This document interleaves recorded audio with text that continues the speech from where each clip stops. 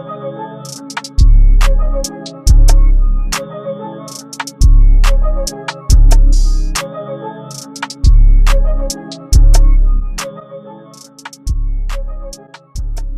to the Hood Journal. I'm here with Tone CORYLONE, Don Fettuccine Capone, man. You know what it is.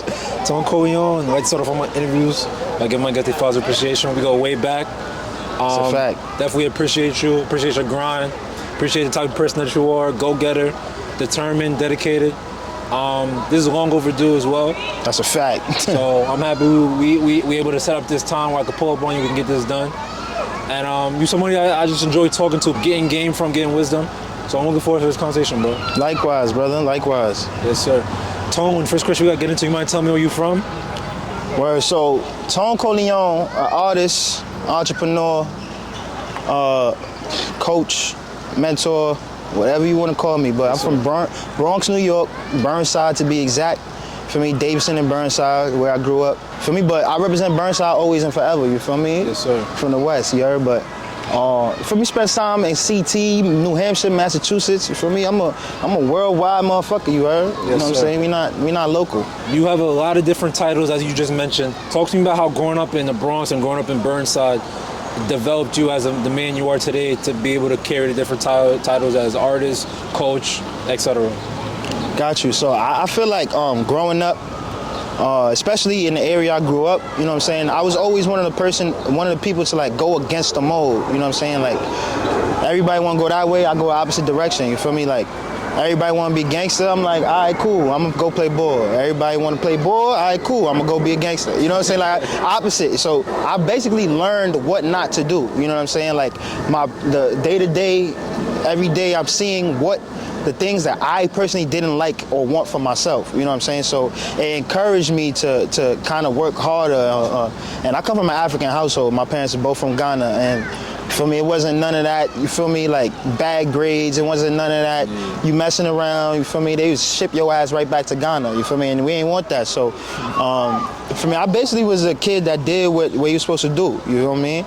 I took care of my grades, I played basketball, I was heavy in the gym or in the park, because back then there wasn't no access to the gym, but that ultimately inspired, you feel me? I had a great mentor, who's my cousin, who gave me the name Tone CORYLONE, and you know what I'm saying, from a little kid, he was putting me in Prada, designer shit, you know, for me, just to like experiment. He's a stylist now, celebrity stylist now. Shout out to him, Jeffrey Ampatrum, look him up. But long story short, he would take me to Rucker Park, you know what I'm saying? Like, I was at that 03 game where Diddy versus Fat Joe, like I was at that, you know what I mean? Like, I met Beyonce at Rucker, all that back when we was kids, feel me? But just seeing that, and him, for me, he was a rapper at the time. He would have me as backup dancer when I was a little kid, like 5 years old, for me. And then he took me to the studio for the first time on my 7th birthday. So with that being said, for me, like as a kid, I was introduced to all the things that I'm into now. You know what I mean? Now, growing up, I didn't look at it like that, but that's what basically happened. You feel like you appreciate it more now that you're older? All the experience you was able to go through as a youngin'? Yeah, absolutely. Without those experiences, I would have never had the mindset or mentality that I can do different things. Like I said, I'm a multifaceted individual, so it's hard for me to lock in on just one thing because I feel like I'm always creative. I always try to stay busy. And as a kid, being introduced to so many different things, it shows, you know what I'm saying, over time it shows that's why I am how I am, you feel me? So he gave you the name Tone CORYLONE. You explain to me like the meaning behind the name and like why it's important to you. For those who aren't aware, CORYLONE is the last name of the family in The Godfather, right? Vito Corleone, Michael Corleone, right. You feel me? But The Godfather is basically what it is. And Jeff, at that point in time in our lives, you feel me, he seen the movie. I don't know what it was. I was a little kid. He seen the movie, he came to my crib one day and said, yo, everybody call me Godfather from now on. Godfather. Yeah, so we couldn't call him Jeffrey no more. If we called him Jeffrey, he slapped us, you feel me? Because he was like 17, we was like 5, 6, 7, you feel me? So, but we all looked up to him. So long story short, he gave me the name, like, yo, you Corleone. I was always a talkative, kind of anti establishment, you feel me? Like, I always went against the grain, so like, and I was always the one that people couldn't tell me what to do, even when I was a kid. So I would try to tell people what to do when I was a kid, you feel me? So the Don, he the boss, you feel me? So CORYLONE, that's what it is. And I spell it the way I spell it because, like I said, I was given a name when I was a kid, and I didn't know how to spell it. So I just spelled it anyway, and I just stuck with it because now, growing up, for me, I start taking music serious, and I'm making Apple Music, and there's already mad Corleones. Like, so being that mine is different, there's no Corleone spelled like me. So I know you adding the Y is what makes it different, right? Exactly. I know that exactly. typically is core Leone. Exactly. Right, Yep. So that was my aim. That was my name on AIM. You feel me? Like.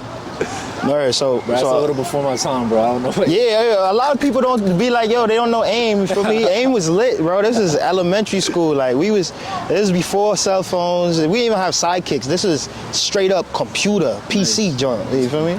Word. Basketball was the first love before music, correct? Yes, sir.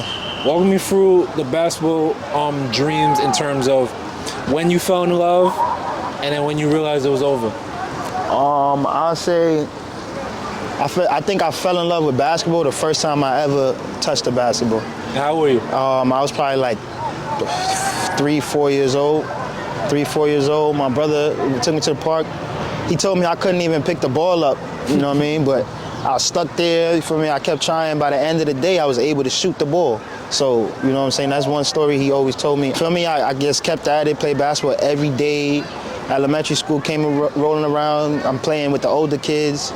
So my brother took me to try out for Gauchos in 4th grade. I didn't make the team. He tried out as well. He didn't make the team. For me, it was a teary train ride back to the crib. But from there on out, and for me, it didn't stop my determination. It kind of encouraged me more to work harder, to get in the gym. And by 6th grade, 5th grade, I actually made the Chos. But then my moms ain't had the funds for that, got cut. 6th grade, I tried out for Riverside, Chos, got cut from both of those teams. 7th grade, in the fall time, I tried out for the wrong Riverside team, ended up getting cut. The wrong Riverside team? Yeah, I tried out for the wrong age group. I came at the wrong time, so I'm thinking, but they liked me. So they told me to come back for the older age group, and I ended up making that team. So I played with them 7th grade. Shout out to Kyle Almond, shout out to Jordan Tucker, who was on that team.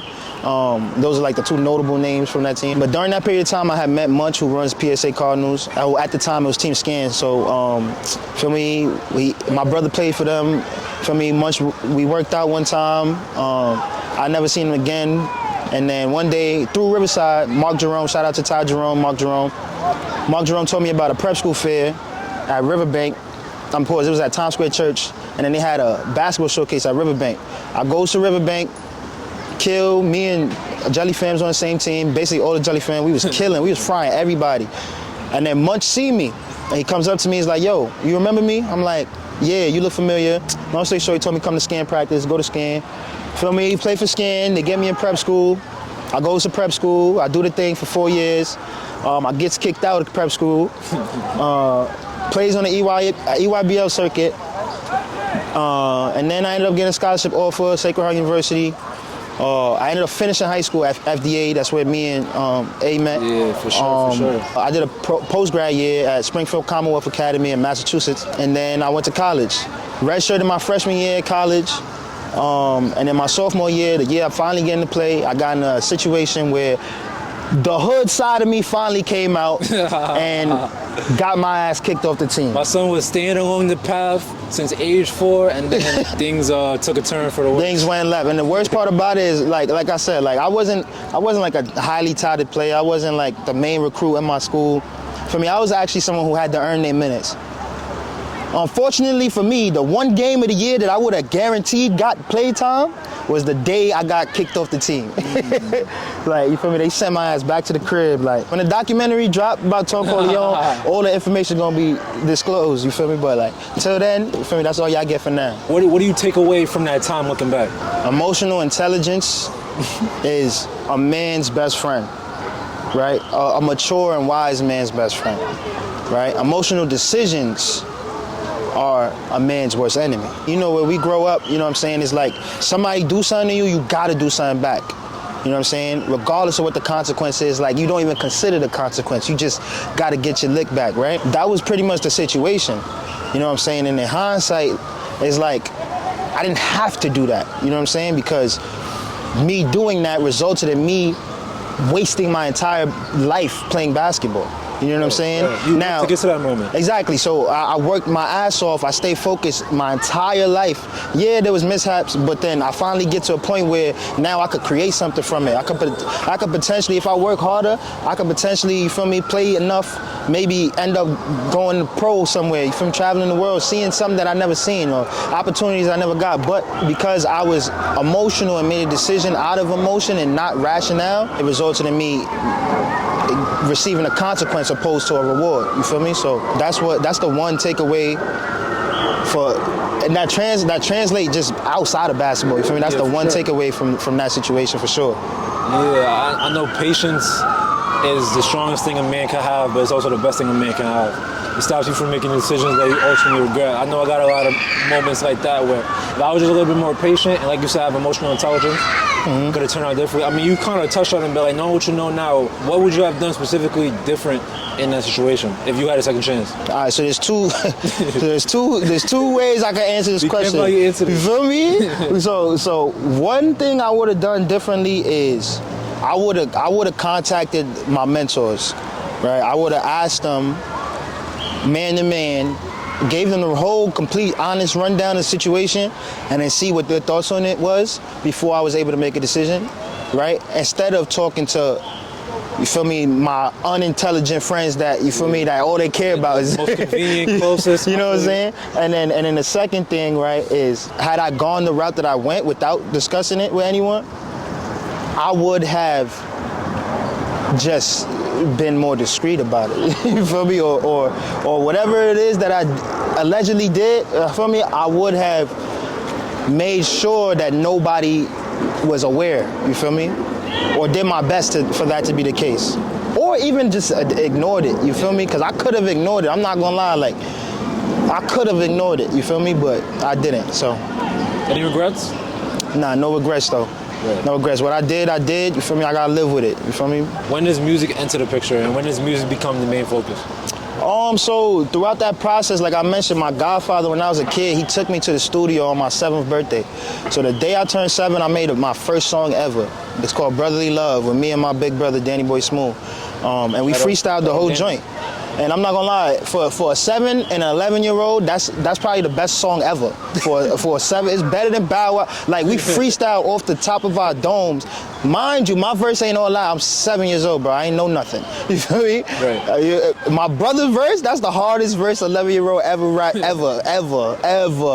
Not written by Jermaine Dupri, not written by the Brat. No, nigga, Lil Kid freestyled that. So shout out to D.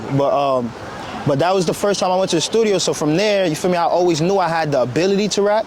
So basketball practice, feel me, before practice we rapping, lunch we rapping, feel me, I'm smoking niggas in the freestyle, you feel me? Like, I was just always had ways with my words. And you know, in school projects, they say, oh, if you can make a song or do whatever, I always made a song. So I went to Brooklyn Friends School my freshman year of high school. It's a bunch of creative kids, so when I transferred and went to prep school, and I seen all of them was starting to make music, like Ty Bass. My son Ty Bass started making music, Fresh the Prophet. My son Q Dizzy, my son Noah Sky. My son Shamari started producing. So when I seen that, I'm at prep school playing basketball, I'm like, niggas know I could rap better than them. Hell, there's no way they about to be rappers without me, like, feel me? So I comes back and I'm like, yo, y'all going to the studio? We there. I made a song with my son Karan, feel me? It's still on SoundCloud. Shout out to Q Dizzy. You can look it up. Where can we find all this music that you talking about? Yeah, a lot of it is on SoundCloud. And then when I was at prep school, my roommate, my son Sven, shout out to Sven, and we in boarding school, you feel me? Everybody's like, yo, Tone, bro, there's a kid with a studio in his dorm. I'm like, what? Say less, bro. I pulls up on him, and from that day on, we clicked. You feel me? We ended up becoming roommates the next year. We made a whole mixtape, bro. Like, you feel me? Shout out to Joey Badass, because I thought I was Joey Badass at that time. So we made a mixtape called Combined Concepts. We dropped that, and it got mad love from the campus. You feel me? So I knew that I had the ability, but basketball was my main priority. You feel me? And then when I got to college, the same exact situation. You feel me? I run into my boy P Cash. You feel me? Shout out to P Cash. He was really on the music shit. I was just a basketball player. And being a basketball player, I ain't live in a freshman dorm. I was, you know, we had special accommodations. So P Cash lived in the freshman dorms, which is OD lit. So I used to go chill with him. He's like, yo, one of my mans got the stool in the dorm. Feel me? Like, I say less, you feel me? Right. We go, nigga, the mic taped to the wall, bro. It's crazy, like real ratchet, no bread, like hole in the wall shit, but so we made Blue Bands, bro. We put it on SoundCloud, bro. That shit had 17K first day, bro. Nice. Niggas was like, yeah, we rappers. we was so lit on campus, bro. Niggas was coming to us to shoot the music video. He go by Mooch. He shoot videos for damn near Trippie Redd, The Baby, everybody. Okay. He shot my first ever music video, bro, for free 99. Nice. Feel me? He went to school, he went to college with me and shit like that. Shout out to Mooch, you feel me? But we never got it. For me, he did some day room shit, gave us mad excuses, this, that, and the third. A whole 6 months went by, bro. Damn. Me and P. Cash pulls up to his dorm like, yo, bro, what's up, bro? Give us our video. Yo, I thought this had a good ending. Yo, so we press him, bro. He like, oh, bro, my man's play video games and stuff like that. So we press him, he playing the game, he going on live stream or whatever, and we interrupt his shit. Like, yo, bro, give us the video. You bugging. He ended up not giving us the video. He said that his files got corrupted. He had to delete it. He got a new computer, this, that, and the third. It is what it is. But from that point on, you feel me, I was dabbling in the music. I was cooking up. I met another guy who actually lived in my dorm, who I made my first song that I dropped on Apple Music with. He produced it. My bad for forgetting your name, but you know you my guy, bro. You lived in Berg, right across from Karina and all that. It's Marvelous Fast Life. It's a 2-part song. Like I said, when the situation happened on campus at school, you feel me, I got kicked off campus, so I had to go back to the crib, and my brother had the studio in the room, so every day I would record. And then when I was told that I couldn't play basketball no more, I was like, you know what, yeah, I'ma just rap, you feel me? Because at that point, once I got kicked out of school for the situation, I'm not gonna lie, I was depressed, bro. Like, that was the first time in my life that I literally could not leave my bed. Like, I couldn't do nothing. Couldn't eat, I couldn't sleep. I couldn't do nothing but just think about the situation, overthink, or how what I could have done better, or what I could have did different, you know what I mean? Yeah. And then one day I just woke up and I see the studio equipment and I'm like, fuck it, I'm gonna just record. And I made a song about the situation. And that inspired me to keep doing it every day. So every day I woke up, and that was what got me out of bed, you feel me? So music, ultimately music saved my life, bro. You know what I mean? And me finding the passion and finding the love, and ultimately it becoming my rebound for basketball, what was basketball in my life. For me, it's hard to let it go, because it's like once you lose that one thing, it's like you don't want to lose it again, you feel me? Word. So that's why I go so hard with music and right now, because it's like that's the one thing I know that I'm not giving up. Nobody can take it away from me. Basketball, niggas took it away from me. Nobody can take music away from me, you feel me? It's your second chance. Exactly. Word, bro. It's crazy how you spend your whole life working towards one goal and you lose it and you think the world is about to end, when you had another goal on the side that was always creeping up, and it comes to the forefront, and you realize like that was the real passion. It's crazy how life works. God's timing is something different. Yeah, you know, God's timing is always perfect, you know what I mean? I got a line in one of my songs, you could write the story, but God edit the chapters. You feel me? God edit the chapters, because you at the end of the day, you live your life. You make your decisions, you know what I'm saying? You know what you want, what you don't want, what you don't like, but God knows what you need. You know what I'm saying? Bro. I could have looked at the situation of me going to school and playing basketball and losing my role on the team. You know what I'm saying? Like, why, God, why? But if you look at the situation, this is why. Because you have a different purpose, you know what I'm saying? You went through that process and that situation to learn the skills that you need to be able to do what it is that you're supposed to do. Like the conversation we had prior, but my whole mentality is different. Like, I understand, you know what I mean? Or I try to understand.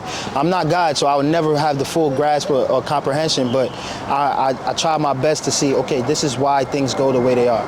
You know what I'm saying? You spitting, Tone. Damn, my fault. Let me let you feel. Good looking. You dropped a lot of dope projects. Smooth Tone in 2021, that was a project you and Danny Boy Smooth that I particularly enjoyed. Yeah, shout out to Danny. And I know you've been pushing this track Erotic featuring Vega a lot this summer. What is some tunes that, you know, the audience, the people watching, you feel like should tap into so they can get a better scope of like what type of song you on right now? I started off the year with Wanna Know, which is basically a song about me going to a strip club, you feel me? But not just me, but like putting myself in the shoes of, you know what I'm saying, the average man going to a strip club as a stress relief, feel me? And fuck around getting it twisted. Like, you kind of you start feeling the shorty instead of knowing what the situation is, right? And then the following song was Abalon featuring Carter Brown, which is a song I made during the pandemic, and then recently threw Carter on about my grandfather, you feel me? My grandfather passed during the pandemic. Like, I'm someone, like, I rarely show emotion. I rarely acknowledge when things make me emotional. That's the first song I ever made that I literally cried. I couldn't even record because I was crying just thinking about it, right? So that song is very special to me. I threw Carter on it because he's a talented artist who I knew would fit perfect on that record, and he bodied it, right? So then after that, I dropped My Type, and My Type is another love song about basically running down on the shorty, and she ended up vibing with you, and it goes the way you want it to go, right? I followed that up with Erotic, which is similar storyline, but it's more so the thought that I might not get her. She might be out of my league, but I'ma still try. If you listen to the lyrics in Erotic, that's what I'm talking about. I'ma just shoot my shot like B-roll, got on no cape like no hero. Got me like, damn, how you gonna turn your back on me, no V-Lone. Only sip don, don, don.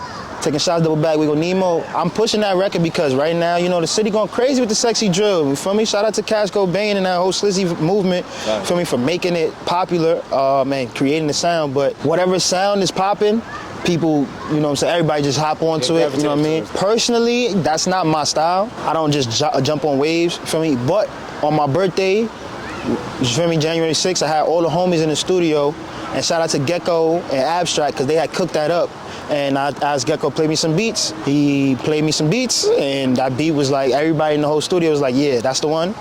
Got in the booth, made that hook in like 5 seconds. Like literally, you feel me? Just made the hook real quick. Vega jumped in the booth, did his verse. Bro, I'm playing the song for people, and everybody's like, yo, this is a hit. Like, feel me? Because me personally, I wasn't even gonna drop it. You feel me? I was gonna hold it. Like, I make mad music and I just be holding it. I'm mixing 11 songs for my project, what could be my project to drop. And this is like December of last year. And then I make Erotic in January, so it's like, now it's like March. My engineer, Gecko, who produced Erotic, was notorious to me for letting me know the truth. He's like, yo, bro, you got me mixing all these sad-ass songs, bro. People gonna listen to your project and fall asleep. I'm like, damn. He's like, bro, you got hits. Why the fuck you got me mixing these whack-ass songs? So I'm offended.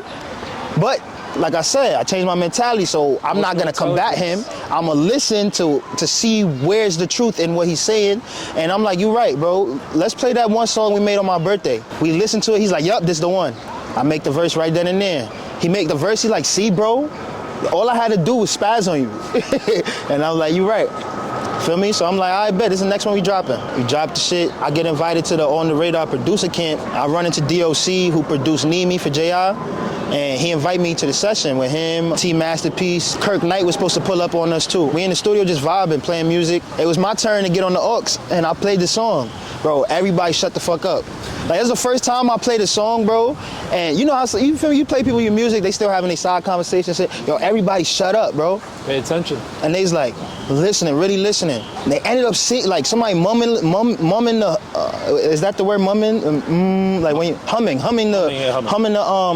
the melody after one listen. So that's initially, I'm like, oh yeah, this is it. Feel me? DOC was like, yo, bro, you gotta drop this ASAP.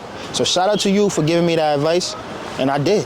I dropped that shit. It's the first song for me to hit 1,000 plays within a month. You know, everybody's showing love, you know what I'm saying? I performed this song like 5 times so far this summer. Where you did. Leave with new fans and stuff like that. So it's a blessing, you know what I mean? And we running with it till the wheels fall off, you feel me? So what's next? Feel me? Like you say, you're pushing this track, one of your most successful tracks. You dropped a lot of heat this year. What's next for Tone Corylone? More singles, projects, features, what's next? More music. More vibes, more of me. In terms of like specifics for the music, for me, I got a project on the way.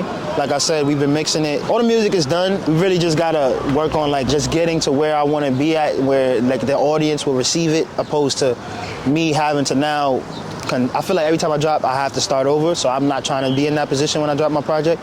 So just continuing to build, you know what I mean? Some more content. Shout out to Save the City, New York. Everybody be tap in with Save the City, New York.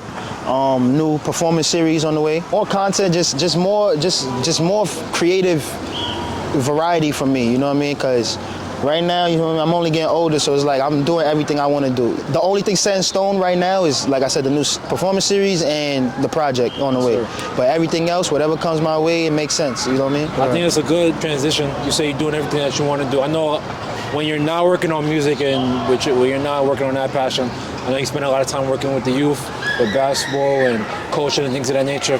Just talk to me a little bit about what you're doing. I want to shed some light on it, and talk to me about like what's your mission, like why you decide to work with the youth, why you going out of your pocket to mentor these young kids. Any human being living on this planet of the earth who's capable, who has ability to use their limbs, who have the freedom to move around as they can, I think we have a moral obligation to contribute to our communities as best as we can. Oftentimes, feel me, the idea is, oh, I'm a savage, I'm a terrorize my community, but I never looked at it like that. I always thought like one day I'm gonna be mad rich and I'm gonna be able to help change the lives of everybody around me. But the older I got, I realized that the rich aspect is basically like is a goalpost that's gonna continue to move if that's what it takes for you to be able to contribute to your community. When I got out of college and I was just around, for me, I wasn't working, I'm just making music. I'm like, damn, what's something I could do that gives me purpose, you feel me? My little cousin had reached out to me and was like, yo, Tone, you think you can help me get better in basketball? And I was like, hell yeah, of course, you feel me? So I helped him, he started bringing his friends along, and like I said, I play with PSA Cardinals. They the most powerful program damn near in the country, and they have many resources that they allow me access to. So with that, I get the kids that I know they're not gonna recruit to be on their team, pick up kids in the hood, kids on my block, kids, friends with kids from my block, feel me, that aren't the best basketball players, but are looking forward to being able to play basketball. So I give them the opportunity to get in the gym. I train them. I teach them just like mannerisms to just to ultimately become the best person they could be. And I spend a lot of time doing that for me. And obviously a lot of them aren't on basketball teams. So we putting all this work in. Why not test it out against actual competition? So I put them in tournaments. This year we played in Watson. Last year we played in a tournament in Brooklyn. Like I said, but I'm the only one. I don't really have no help outside of like resources like gyms and basketballs and things like that being provided to me. But financially, there's no, and I'm not asking the kids to pay me, you know what I mean? I train kids for free. From time to time, I might ask them like, yo, make sure you have some money, so, because I can't pay the ref fee, pay for tournament fee, and pay for you to get something to eat. I ain't no rich man, you feel me? I'm rich, right, but the money's on the way, you feel me? So for me, that's just something I don't even think about, you know what I mean? Like, that's something like I naturally just do, because like I said, bro, when I was a kid, bro, it was hard for me to be able to go to gym and get a trainer. Like, I get to PSA, all my teammates got trainers, they get in the gym before school. I'm looking at how is that possible? Like, how do you do that? Right, that's a luxury. Exactly, it's a luxury that unfortunately, when you come from the trenches, you just can't afford, or you don't have the access to the people who can put you in that position, right? Fortunately for me, I got the access to that when I was young. It's only right for me to give back, right? So that's how I look at it, right? So, like, I'm a former Division I college player. You want to play basketball? I have the gym. You want to come to the gym? I'm going to show you how to work hard. So hopefully, you can be in a position where you can possibly play at a higher level. Right. Now, there's no guarantees, you feel me? Like, people think like, oh yeah, I'm going D what? Nah, it really don't work like that. Just the fact that you learning to work hard and be dedicated to something is what's most important for me. You know what I mean? So that's why I do it. That's why I'm gonna continue to do it. And everybody be aware to keep working foundation. We're gonna grow and we're gonna spread our wings, and hopefully one day we can have our own center, which allows kids to have access to not only athletic facilities, but just resources that can help them get jobs, help them build skills, help them build character, so that they could build relationships with people to eventually get opportunities. So that's the main priority with that. So basketball is just a tool, you know what I mean? It's not the end goal, you know what I mean? Yes, sir. Yes, sir. Walking your way, when you do get that center, and you got the ribbon cutting, just make sure you hit me up so I can pull up. Oh, for sure. You definitely gonna be there. Yeah, well, for sure. God willing, man. Yes, sir. We went to high school together. Your senior year was my freshman year. We was able to reconnect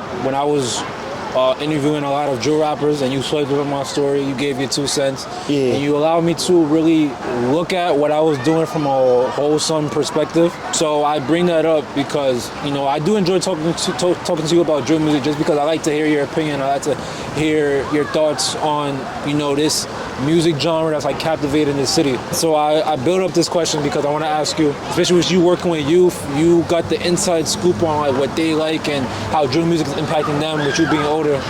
What's your thoughts on the drill music scene right now? Being able to witness all this, what's your thought on the current state of drill music right now? The current state of drill music has ultimately corrupted the youth.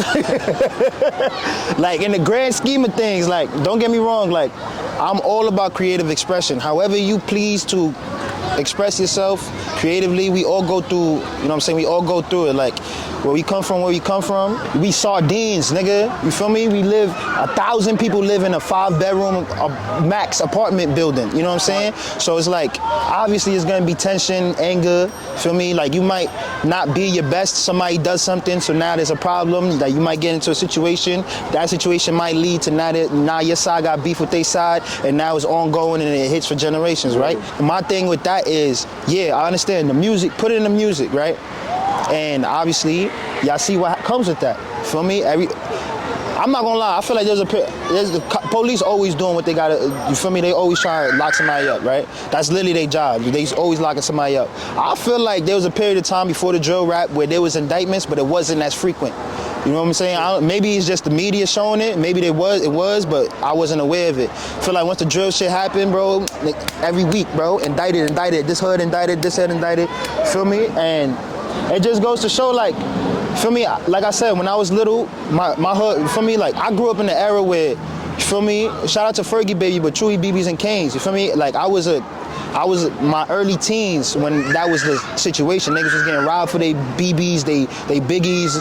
Feel me? I'm from Burnside. BMG was heavy. They had, you feel me? Static with RPT, static with the Dub, static with Slaughtery, static with U-Mob. Niggas couldn't even leave the block that we was on because we had beef with damn near everybody. Not me specifically, but the older people. Like, you feel me? So long story short, I knew that wasn't the route that I wanted. Feel me? Now these kids, they look at it and they say, that's what I want. You feel me? So that's what I'm talking about when I say it's corrupted the youth. Now, when it comes to Sonics and overall New York being sturdy in the foundation of hip hop and rap, it's gonna evolve. I can't be mad at, you feel me, the sound not being boom bap. You feel me? I don't do boom bap like that. You feel me? But skill set, the bar is extremely low when it comes to drill. Very few skilled drill rappers. You know what I'm saying? And especially when they popular, I don't care about nobody gotta say. A lot of the lit niggas is not good. They're not good rappers. You feel me? Shout out to them for doing what they gotta do and working hard, because there's a lot of lit niggas that don't do drill that's not good at that. You feel me? Not good at whatever it is music they make, but they lit. So, you feel me? I'm never gonna be a hater and say they don't deserve it, you know what I'm saying? But it's more so like, that doesn't mean you talented or get my respect, you know what I'm saying? As a lyricist or as an artist. Other day I had a conversation with a kid. Feel me? He young, he going into high school. He said he don't wanna go to school. I'm like, all right, what else you gonna do with your time? He said, oh, I could be a rapper. All right, bet. You want to be a rapper? Let me hear some bars. You know I'm a rapper. If I like what you got, I'm gonna take you to the studio. We're gonna record it. He started rapping some gra gra boom nonsense, bro. Like, and word to everything, bro. Like, granted, nigga, that shit was garbage. It was hot garbage. Opportunity. Yeah, he missed his opportunity because I was gonna pay. You feel me? I do content myself. I would have paid for his studio time. I would have shot his content. He would have been lit. You feel me? First nigga with no bread to do something fire, right? Guess what? It was whack. And that doesn't go to him, but it more so goes to what he's inspired by. You know what I'm saying? Because you're inspired by a whack rapper, how are you gonna be a good rapper? Feel me? If I learned how to play basketball by somebody who was whack, I probably would have never got to where I was at. You feel me? I played against good competition. Like, you learn to sharpen your pen and sharpen your skills by challenging yourself. You feel me? So that's all I gotta say about the drill shit, because I'm gonna be real, like, it's setting the standard low, bro. Like, niggas is like, oh, I could be a whack rapper and I'm gonna make it out. Feel me? And it's taking the art. I wouldn't say it's killing the art, but it's kind of throwing jabs and bruising the art a little bit, because a lot of people aren't creative. You know what I mean? Like, if your intention is to get on the track and say exactly what you heard the last nigga say, you suck. It's gonna put money in your pocket, do what you gotta do, you know what I mean? Right. But that's really what I say. Like, I don't like the fact that people think that they can be superstars without having actual talent or ability or creativity. Shout out to all the artists doing their thing, working their ass off, and changing their families' lives. You feel me? Because at the end of the day, that's what it's all about. Wrapping up the interview, Tone, who do you want to see next on the Hood Journal? On the Hood Journals, you gotta get up You gotta get up with an OG in this New York, you feel me, hood politics. I want to. Hood, you feel me? You gotta get up with my son Danny Boy Smooth on a one-on-one. You feel me? Well, you know the gang, you feel me? You gotta get up with Bobby Vega, you gotta get up with Chops, you gotta get up with L.I., you feel me? You gotta go out to L.I., tap in with my son P Cash, Word Man, you got my man Rip Ben Rich, Stevie Steve, Nah Bugs, you feel me? Anybody from Tracy Towers, I know like that Bugs. side. I feel like in terms of like your aesthetic and that overall, Appreciate that. like hood politics kind of like involvement in what you got going on. I feel like talking to somebody who was really in the field when shit was really real out here. Not saying it's not real, you feel me? But when shit was like super duper treacherous, Sure. I think it's important because that era, like when it comes to basketball, you feel me? Like if you don't acknowledge like that era with like early 2000s, late 90s and stuff like that, it's hard to really understand now. Yeah. You feel me? I feel like that's something that needs to be spoken on because a lot of the gangsters now is like 5 years old. You feel me? Like they've been outside for 2 weeks. You feel me? They got bodies, and don't get me wrong, y'all going crazy. Y'all do. Hey man, you feel me? You feel me? Y'all do what y'all. You feel me? Y'all gangsters. Cool. Do y'all thing. But yeah, you gotta chop it up with someone who went from it and is out of it. You know what I'm saying? Who can have the hindsight wisdom to, you know what I mean? But yeah, those Rip, Steve, Danny, feel me? 17-6, like those people are definitely people you should interview. Snoopy De Niro is someone I want to get on too. Yeah, Snoopy, hell yeah. I know he's from your area. Yeah. So that's somebody else I want to get on. Tone mention your name.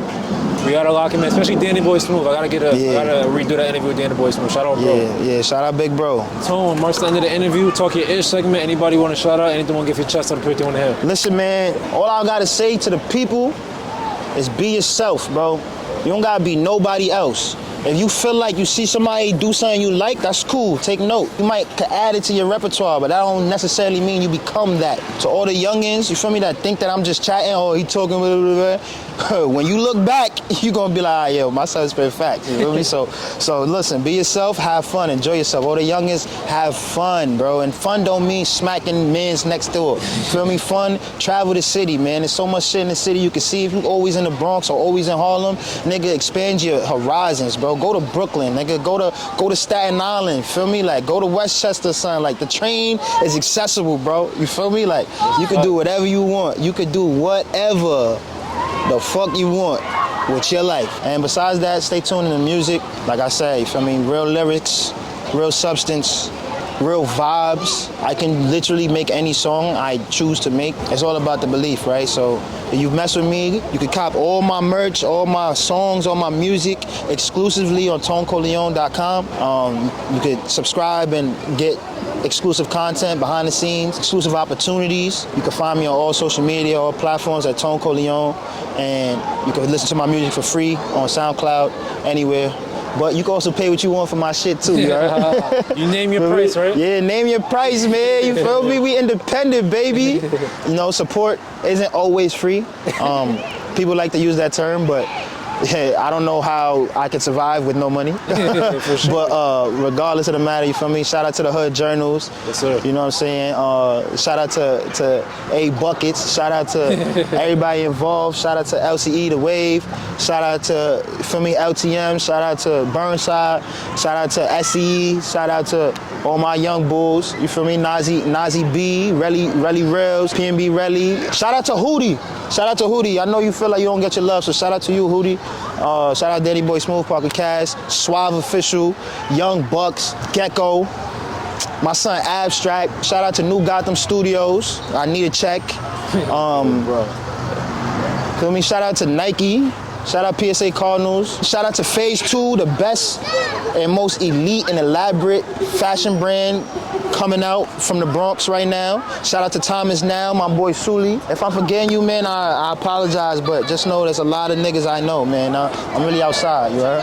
So, Tone Coryllone, thank you so much for locking in with the Hood Journals. Long overdue. I appreciate you. Keep being you. Keep being great. Keep inspiring the youth. Keep working. You're one of the hardest workers I ever met. So when you do succeed, which I know is coming soon, I know you're rich, but the payment's on the way. You know I'm right there with you. I'm gonna be super happy, super proud, because you deserve it, bro. Like, I don't know another artist that's working that hard behind the scenes to get to where they want to get to. So keep doing your thing, bro. Keep being the best version of yourself, bro. And I appreciate you very much. You heard? Yo, thank you so much, bro. I appreciate you as well, man. Yes, sir. Keep doing what you're doing as well. Keep getting the stories of the trenches. You feel me? Because at the end of the day, whether or not people agree, you feel me? It's important for people to know. You feel me? So what you're doing is important, and it's pushing the culture forward. You heard? So shout out to you, bro. Keep doing your thing. Yo, keep streaming Erotic, featuring Vega. Support on CORYLONE.com. Yeah, that's a wrap.